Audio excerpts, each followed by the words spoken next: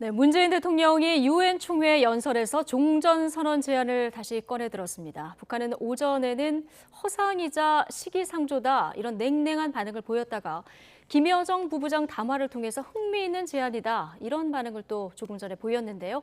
임기 내에 종전선언 실현 가능할까요? 직접 여쭤보겠습니다. 박수현 청와대 국민소통수석 나오셨습니다. 어서 오십시오. 안녕하십니까? 안녕하십니까? 자, 문 대통령 유엔 총회 참석차 방미했다 어제 귀국하셨고요. 비행기 안에서 녹초가 됐다 이렇게 표현을 하셨는데 3박 5일 일정 무척 빡빡한 일정이었죠? 예, 해외 순방에 나갈 때마다 굉장히 일정이 많아가지고 늘 뭐 저희들도 힘이 들고 대통령도 굉장히 그 힘에 겨워하시는데 이번에도 뭐 메시지 발신이 굉장히 많았습니다. 그래서 그런 것들을 일일이 준비하시는 거 굉장히 힘이 들고요. 아마 그렇게 해외에 나가면 일정이 빡빡해지는 것은 결과적으로 보면 우리 정상의 역할이 그만큼 국제 다자 무대에서 중요해졌다라는 것을 의미하는 것 아니겠습니까? 그래서 사실 그 다자 회의 계기에 보면 양자회담이나 이런 정상회담 요청을 받게 되는데 과거에는 저희가 그 선진국의 다른 정상들을 만나기를 요청하는 이런 시대였다면 지금은 다른 나라의 모든 정상들이 우리 대한민국의 정상을 만나기를 요청해오는 쉽게 말하면 줄을 서 있는 이런 것이고요. 이 코로나19 대응하고도 좀 연관이 있습니까? 그렇습니다. 그래서 이번에도 20개국이 넘는 나라가 양자회담을 요청했는데 저희가 굉장히 꼭 의미가 있는 세 나라와 이제 한 것이죠. 코로나19의 대응 뭐 이런 것들에 대해서 모범이 되고 있는 측면도 굉장히 중요한 것이고요. 그 한미 정상회담에서 이야기했듯이 그 코로나 글로벌 공급망 구축의 어떤 기지가 되겠다라고 하는 그런 계획에 서로 함께 국제 연대를 하고자 하는 뭐 그런 것들이 많이 그 반영이 되고 있는 것이다 이렇게 볼 수 있습니다. 예. 자, 이번에 굉장히 많은 메시지를 발신했다 얘기를 해주셨는데요. 가장 관심을 받았던 부분이 유엔 총회 기조연설에서 했던 종전선언 제안 아닐까 싶습니다. 북한 반응이 오늘 아침 조금 전 속보로도 또 전해져서 이 얘기부터 오늘 좀 해야 될 것 같은데요.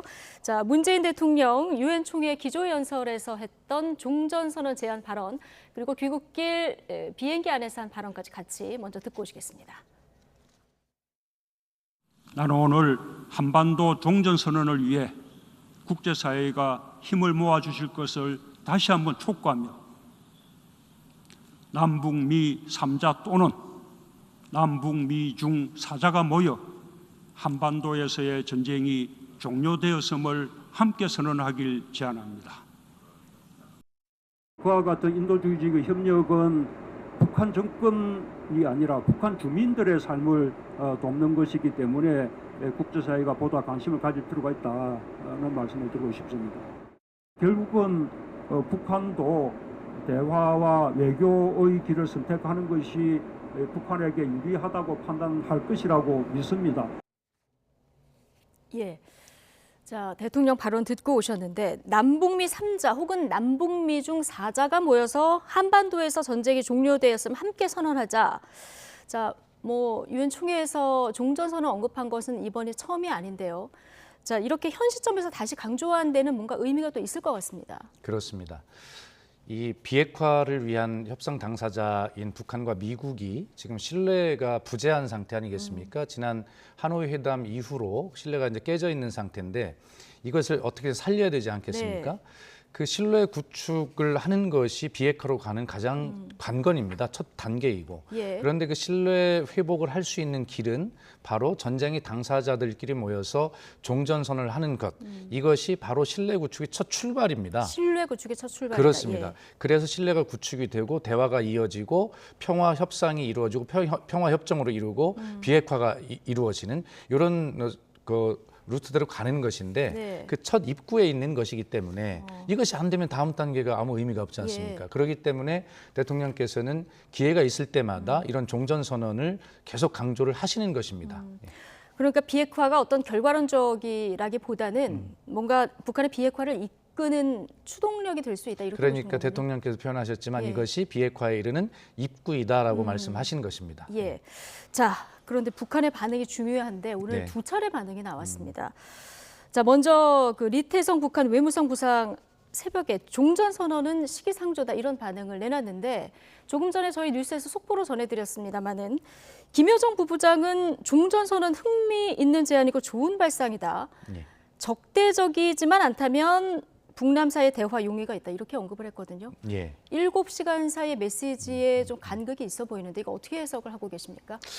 예, 어쨌든 뭐 제가 정부의 공식 입장은 아닙니다만 관계자로서 개인적 입장을 포함해서 말씀을 드려보면 오전에 리태성 외무성 부상의 담화나 지금 김여정 부부장의 담화의 차이에 그렇게 간극은 있어 보이지 않습니다. 아, 예. 예, 오전에 리태성 부상은 시기상조다 이렇게 이야기했지만 그러면서 미국이 북한에 대한 적대시 정책을 철회한다면이라고 하는 조건을 붙였습니다. 예. 조건이라고 하는 것은 결과적으로 그 조건을 충족시키기 위한 협의 과정과 대화의 과정이 필요하지 않겠습니까? 네. 결과적으로 미국을 향해서 대화, 그 조건을 충족시키기 위한 대화의 문이 열려 있다라고 하는 메시지를 보냈다고 저는 네. 생각을 합니다. 그리고 지금 김여정 부부장의 담화를 저도 오면서 막 받아가지고 지금 읽어보고 있는데 여기 역시 마찬가지입니다. 그 오전과 똑같이 와서 그 종전 선언에 대한 의미를 부여를 하고 있습니다. 굉장히 큰 의미를. 어쨌든 북한도 저희와 2018년 4.27 판문점 선언이나 평양 공동선언 그리고 멀리 가면 2007년 14선언 여기에서 종전 선언에 대한 합의를 다 했거든요. 그렇죠. 그렇기 때문에 이 자체에 대해서 북한이 나쁘게 평가할 이유는 없습니다. 예. 다만 거기에 따라서 전제 조건을 오전에 리태성 부상은 그 어떤 미국의 적대시 정책의 철회라는 조건을 이야기했고 그다음에 김여정 부부장이 담화도 읽어보면 그 조건을 이야기하고 있습니다. 다만 오전에 리태성 부상은 미국을 향한 메시지를 발신한 것이라 볼 수 있고 지금 김여정 부부장의 담화는 그 매우 그 격식이 있고 아주 그 무게 있게 저희들은 바라보고 있는데 바로 우리 대한민국의 역할에 대해서 우리 대한민국에 대한 메시지를 발신하고 있는 것이거든요. 그 어떤 역할을 좀 해봐라 이런 뜻으로 읽히고 있는데 정부에서는 이 김여정 부부장의 담화를 무게 있게 받아들이면서 그 의미를 정확하게 좀 분석 중에 있다 이렇게 말씀드리겠습니다. 네. 그동안 우리 측에 대해서 비난 수위를 높여가던 차에 나왔던 그 담화라서 굉장히 이제 관심을 끌고 있는 상황인데요. 자, 어쨌든 두 사람 모두 적대시 정책을 철회하라 이런 선결 조건을 내걸고 있지 않습니까? 그럼 이제 미국 열려 있다까지 반응이 나왔는데 어떤 것들을 생각해 볼 수 있을까요? 이제 그래서 대통령께서도 아마 순방 중 현지에서 그런 취지의 말씀을 하셨는데 이제 결과적으로는 미국에 대해서 어떤 그 입장을 좀 구체적으로 좀 제시를 해줄 것을 지금 요구하는 그런 메시지라고 저희들은 생각을 하고 있거든요. 우리가 어떤 역할을 해달라. 그러면서 우리 역할을 이제 어떻게 하라라고 하는 김여정 부부장의 담화에 분명히 그렇게 나와 있거든요. 그 남조선은 이러한 조건을 마련하는 것부터 신경을 써야 할 것이다 이렇게 되어 있기 때문에 오전에는 미국에 대해서 그런 선제 조건을 이야기했고 오후에 김여정 부부장은 우리에게도 어떤 역할을 해라라고 주문을 하고 있는 것인데 어쨌든 굉장히 그 의미 있고 무게 있게 받아들이고 있습니다. 그것을 지금 잘 분석하고 있으니 어떤 저희의 대응이나 정부의 공식 입장이라고 하는 것이 지금 말씀드리는 것은 너무 빠른 시기고요. 너무 빠른 시기다. 제가 그렇습니다. 좀 구체적인 당근책을 좀 여쭤보고 싶었는데 이 얘기는 적절하지 않을까요? 아니 뭐 말씀하십시오. 예. 그러니까 지금 미국에서는 앞서 말씀을 드렸듯이 그 열려 있다 이런 반응까지 나온 거잖아요. 그렇습니다. 우리가 중재를 한다면 어떤 당근책으로 좀 유인을 할 수 있을지 이 부분이 가장 앞으로 좀 중요할 것 같아요. 이것은 이제 뭐 상식적인 이야기일 수 있겠습니다만 북미 관계 비핵화 협상이 교착이 시작된 것이 하노이 아니겠습니까? 결과적으로 하노이의 김정은 위원장이 거기까지 먼 길을 갈 때는 미국과 어떤 실무적 합의가 있었으니까 갔을 것이라고 우리가 대개 유추할 수 있지 않겠습니까? 그러면 적어도 그런 정도에서 시작하는 뭐 그러한 어떤 미국의 태도나 제안이나 뭐 이런 것들이 되지 않을까라고 하는 것은 상식적으로 우리가 유추해 볼 수도 있고 또 많은 언론에서 또 그렇게 보도를 하고 있는 것을 알 수 있습니다.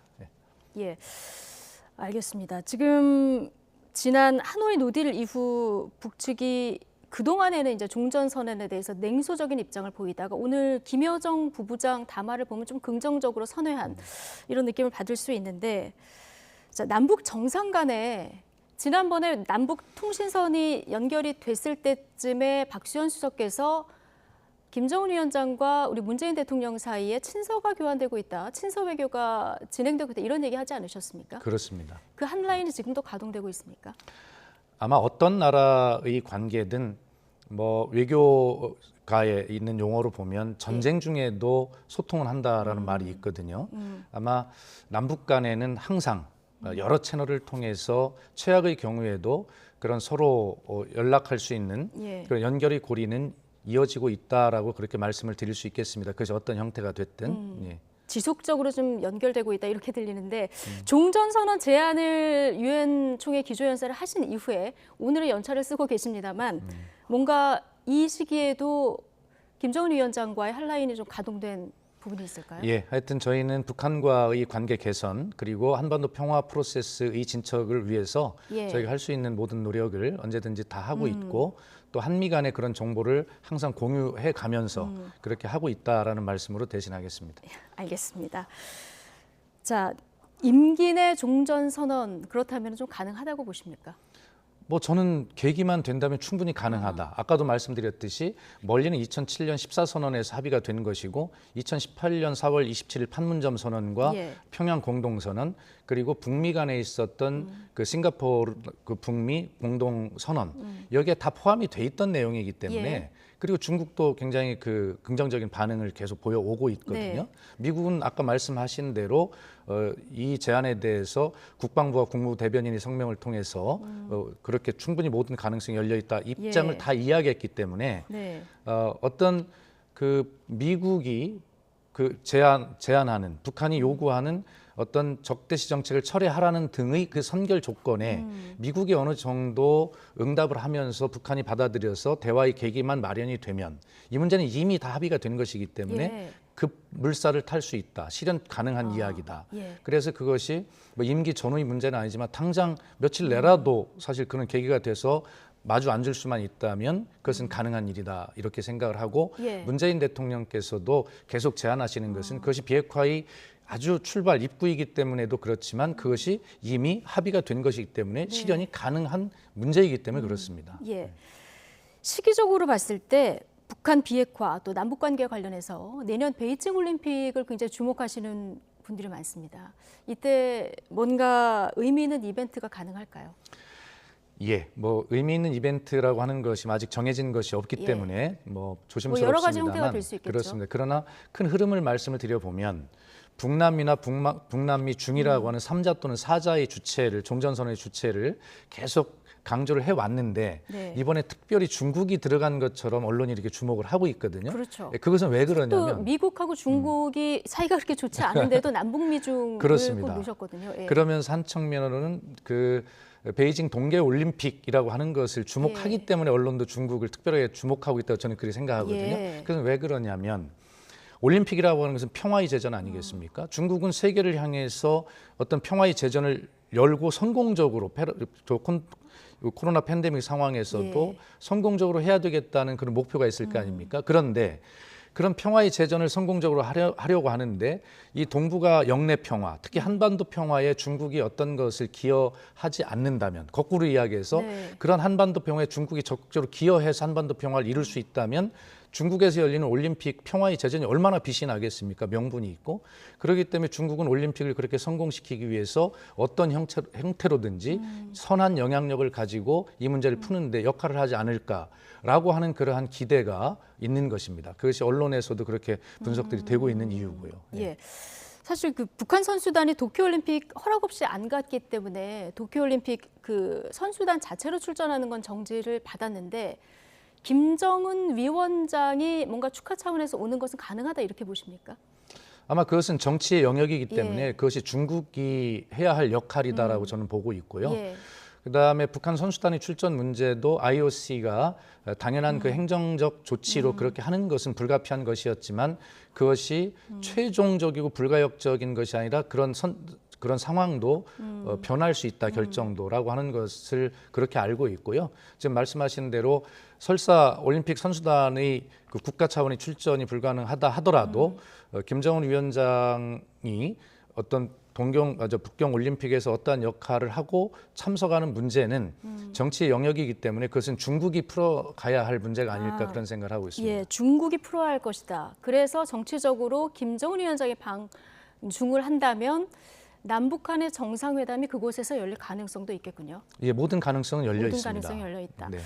알겠습니다. 좀 오늘 기대 섞인 북한의 그 담화가 나왔기 때문에 이 부분을 좀 집중적으로 여쭤봤는데, 자, 다른 얘기도 좀 많이 준비가 돼 있어서 좀 여쭤보겠습니다. 네. 어제 대통령 귀국길에 국군 전사자 유해 대통령 전용기에 모시고 귀국을 하셨습니다. 현지 인수부터 도착 직후 그 봉환식까지 다 직접 주재를 하셨는데, 자, 현재 대통령이 해외에서 참전 용사의 유해를 인수하고 독립유공자 훈장을 추서한 게 이번이 처음이죠. 예, 두 가지 예. 사례 다 최초 대통령이 처음 하신 겁니다. 아마 문재인 대통령은 임기 내내 보훈을 강조하고 있지 않습니까? 예. 상징적으로 얼마 전에 홍범도 장군의 유해를 봉환했던 그런 뿌듯한 자부심을 온 국민이 다 기억하고 있습니다. 네. 6.25 전쟁 때 전사하신 우리 국군 장병들, 북한도 단독으로 유해 발굴 사업을 하기도 하고 또 함께 사업도 하기도 하고 이렇게 예. 하는데, 결과적으로 이제 발굴된 유해가 이제 미군의 유해로 인식이 되어서 북한이 또 미국으로 이제 봉송을 보내줬을 거 아닙니까? 그런데 미국에서 분류 작업을 하고 여러 가지 하다 보니 예. 그것이 미군 유해만이 아니라 이것은 한국군의 유해다라고 밝혀진 그런 유해들이 있습니다. 예. 이번에 모두 68위의 그런 국군 장병이 고국의 품으로 돌아오셨는데, 그중에 신원이 밝혀진 유해가 2위가 있습니다. 2분이 계신데, 그래서 그 가족의 품으로 돌아갔고요. 지금까지 전체적으로 한 308위의 국군 장병이 이제 돌아오셨는데, 그중에 예. 문재인 정부에서 280위의 국군 장병을 모셔오는 보훈에 집중하는, 그래서 국가를 위해서 헌신하고 목숨을 바친 영웅들에 대해서는 국가가 무한 책임을 진다라고 하는 그러한 새로운 애국심의 어떤 에 대한 규정, 이런 것들을 문재인 정부가 지금 관심을 가지고 그렇게 하고 있다, 이런 말씀드리겠습니다. 예.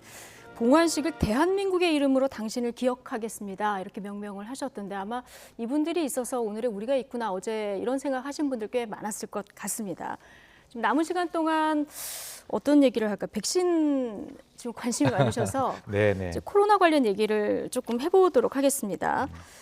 지금 단계적 일상 회복, 그 쉽게 말해서 위드 코로나 정책으로 전환, 언제까지 우리가 지금 코로나 때문에 이렇게 자영업자들의 희생을 강요할 수 없기 때문에 정책들 얘기가 계속 나오고 있는데, 대통령께서 비행기 안에서 위드 코로나 전환, 이거 백신 접종률이 70%가 되는 다음 달 말쯤에 국민들에게 좀 구체적으로 설명할 수 있을 것이다 얘기를 했는데, 오늘 확진자가 또 역대 최대치가 나왔습니다. 예.